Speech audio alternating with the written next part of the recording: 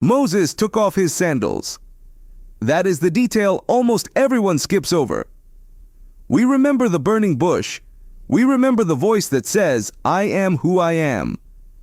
But the very first thing God asks of Moses before any commandment, before any plan to free a nation, is this: take off your shoes. And once you understand why, you will never read this scene the same way again. Let's set the moment. Moses is 40 years into exile. He is not the prince of Egypt anymore. He is a shepherd, tending someone else's flock, on the far side of the wilderness, near a mountain called Horeb.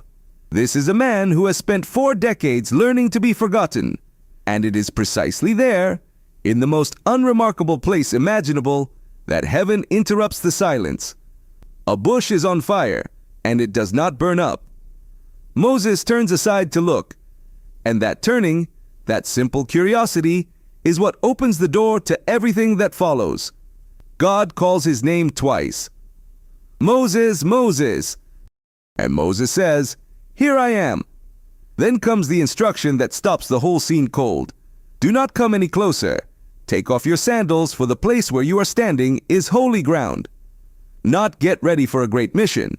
Not here's what you need to know. Just take off your sandals. So what does this mean for us today? Stay with me, because this changes everything about how we understand approaching God. Let's break this down, starting with the world Moses actually lived in. In the ancient Near East, sandals were not just footwear. In the original Hebrew, the word used here is nal, and this word carries legal and social weight far beyond what we'd assume. Removing your sandals in someone's presence was an act with real consequences in that culture. It signaled that you were entering a space that did not belong to you, a space where you had no claim, no authority, no right of ownership. Servants often went barefoot in the presence of their masters, and in some ancient legal transactions recorded later in Scripture, a sandal was literally handed over to seal an agreement about land. The shoe itself functioned almost like a signature, a symbol of possession and right of way. So when God tells Moses to remove his sandals, he is not asking for a gesture of politeness. He is redrawing the entire relationship.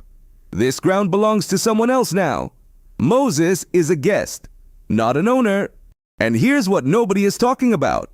This single command tells Moses something enormous before a single word of the mission is spoken. It tells him that this encounter is not going to be on his terms. Moses grew up in Pharaoh's house. He knew what it meant to walk into rooms with authority, with sandals firmly on his feet, because in Egypt, sandals were also a mark of status. The poor and the powerless often went barefoot, while the privileged wore them proudly.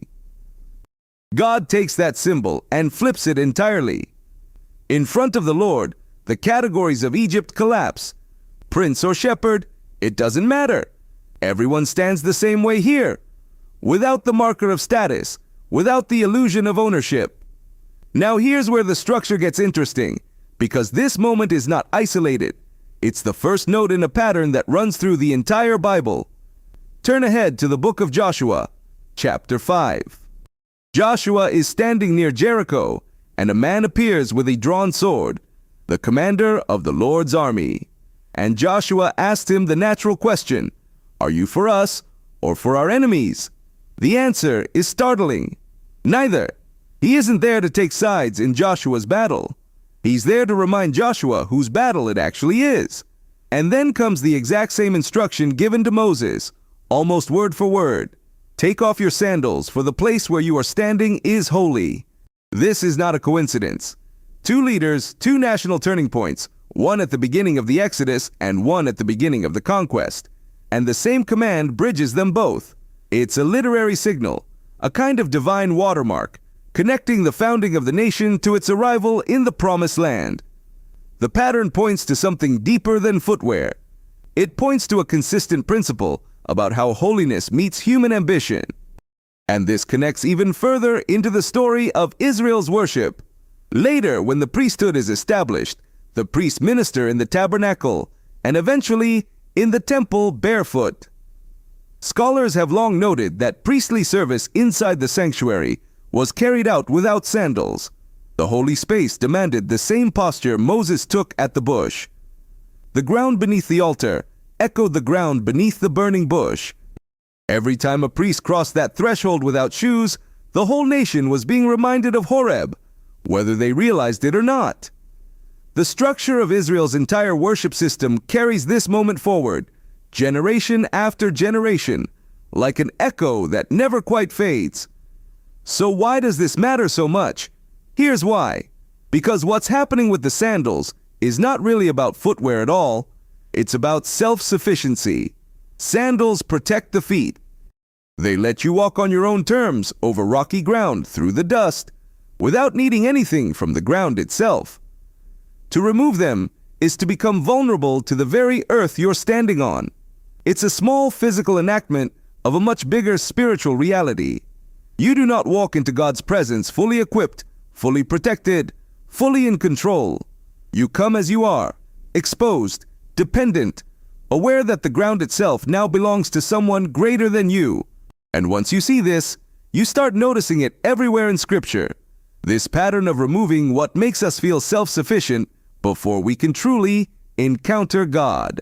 Think about Jacob at the Jabbok River, wrestling through the night until his own strength gives out and he's left limping, dependent, renamed.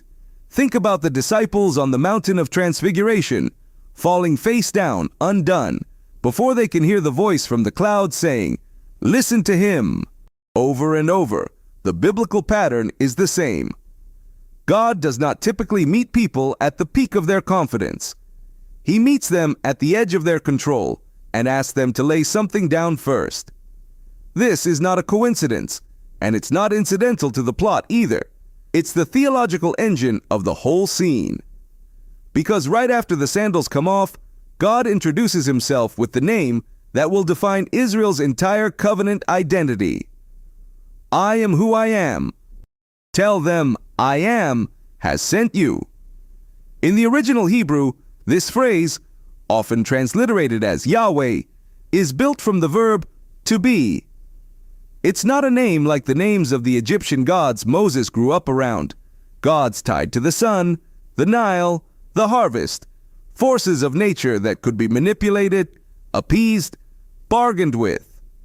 This God simply is, self-existent, uncreated, unbound by the categories that governed every other deity in the ancient world. And it is precisely this God, the I Am, who asks for bare feet first. The order here is deliberate. Humility comes before revelation. Surrender comes before the name is given. So what does this mean for us today? Sitting far from any burning bush, far from any wilderness mountain? It means that access to God was never meant to be a status symbol. It was never about walking in on your own terms, dressed for the part, protected, self-assured.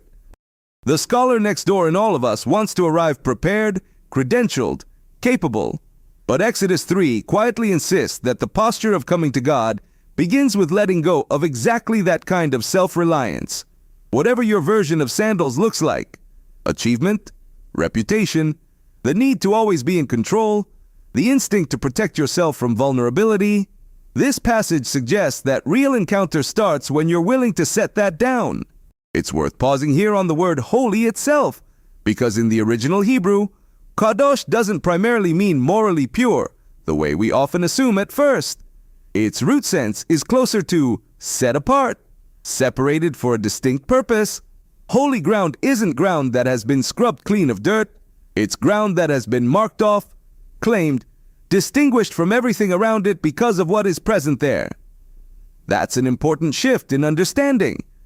The desert floor around the bush was, geologically speaking, identical to the desert floor 100 meters away.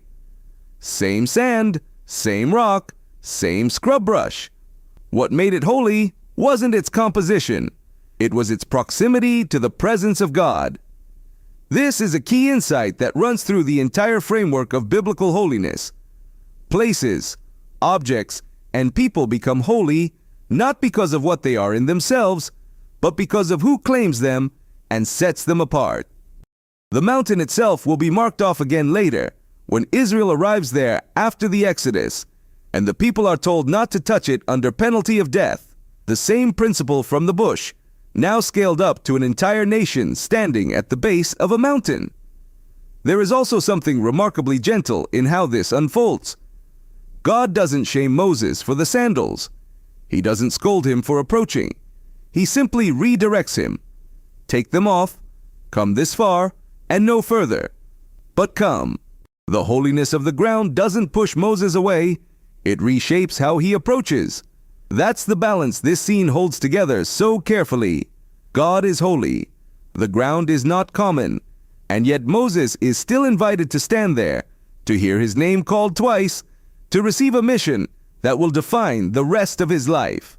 Holiness in Scripture is rarely presented as something that simply repels people.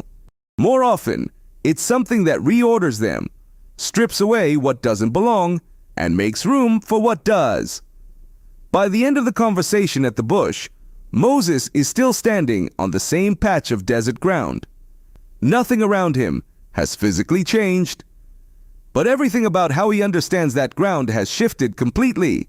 What looked like ordinary wilderness a few minutes earlier is now, in his eyes, permanently marked as holy. And that's really the quiet, lasting lesson tucked inside this ancient scene. Sometimes the ground beneath your feet hasn't changed at all. It's your posture toward it that needs to. If this kind of close reading helps you see familiar passages with fresh eyes, that's exactly what we do here every week, taking one detail, following it through the whole of Scripture, and asking what it was actually meant to reveal. If you found this helpful, subscribe, because we go this deep every single time.